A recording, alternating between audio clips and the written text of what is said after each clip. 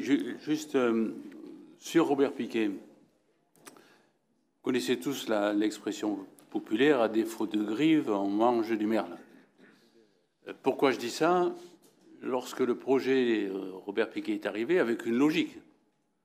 L'ARS et le gouvernement nous avaient bien dit il faut conserver une entité dans ce secteur sud-ouest de l'agglomération, mais pas deux hôpitaux qui avaient les difficultés qu'il peut y avoir. Donc ça, tout le monde avait compris et tous les maires l'avaient compris.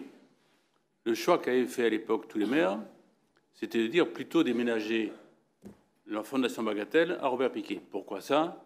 Robert Piquet et Michel Poinex a rappelé, c'était 23 hectares, Bagatelle 7 hectares. Dans le fait de se déplacer à Robert Piquet, d'abord on pouvait conserver les services de sécurité de l'hélicoptère pour les urgences. Il restait de l'espace pour se développer. Tout le monde sait que tous les 10 ans, l'hôpital a besoin de se rénover ou de s'agrandir. À Robert Piquet, tout était possible. À Bagatelle, il n'y a plus aucune possibilité d'extension.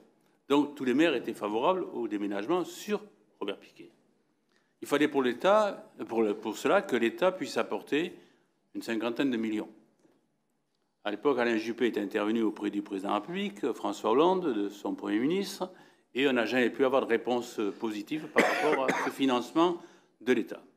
Donc, compte tenu de ces difficultés, tout le monde s'est reporté sur la solution d'implanter à Bagatelle, avec les difficultés qu'on a vues. Ça a obligé la Fondation à vendre une partie du terrain, à abattre des arbres, pour pouvoir payer les travaux nécessaires. Avec participation de l'armée, qui s'est engagée sur 20 ans de loyer, enfin vous connaissez l'histoire. Et puis là, brutalement, l'armée a décidé de se désengager. Alors je ne sais pas si c'est lié à la décision du président de la République, qui aime bien cette ville de Marseille, de créer à Marseille un hôpital militaire très important. Je ne sais pas si c'est lié, mais on pourrait penser que oui, pour amener finalement ce désengagement de l'armée sur Baillat. En revanche, nous avons tous cherché auprès du ministère à être rassurés pour à la fois la Fondation Bagatelle, qui se trouve à avoir engagé des travaux qui en sont à l'étape 2, et ne plus avoir le financement prévu de la part de l'État.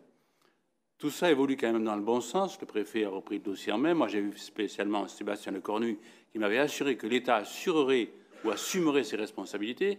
Donc tout ça avance bien et je pense qu'on aura, comme tu l'as dit tout à l'heure, une capacité de près de 400 lits, donc une amélioration pour Bagatelle.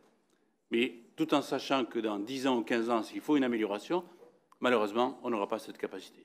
Donc je voulais exprimer à la fois un regret et la satisfaction de voir quand même que le dossier avance convenablement.